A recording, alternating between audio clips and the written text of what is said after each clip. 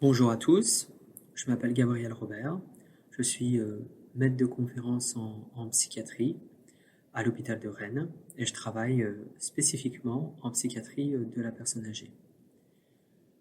J'ai été bénéficiaire de la Fondation Thérèse et René Plagnol pour pouvoir conduire un projet qui s'appelle Actidep, qui est un projet qui a pour objectif de utiliser l'actimétrie, qui est un petit dispositif qu'on porte sur le poignet, un petit peu comme une montre, qui va enregistrer en fait les mouvements dans l'espace des individus. Et notre objectif est de pouvoir vérifier si on peut utiliser ce moyen pour quantifier l'apathie dans la dépression des personnes âgées. Alors pourquoi s'intéresser à l'apathie? On sait que l'apathie, à savoir le manque d'énergie, le manque de motivation, est un symptôme très fréquent dans la dépression des personnes âgées, mais que l'apathie peut également être un facteur de mauvais pronostic dans les maladies dégénératives de type maladie d'Alzheimer, maladie de Parkinson ou bien traumatisés crâniens. Les patients qui ont ces maladies et qui sont particulièrement apathiques ont un risque important d'évoluer vers des troubles cognitifs majeurs qu'on appelle également la démence.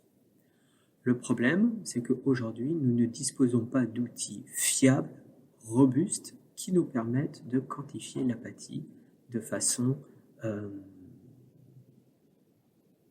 sans équivoque.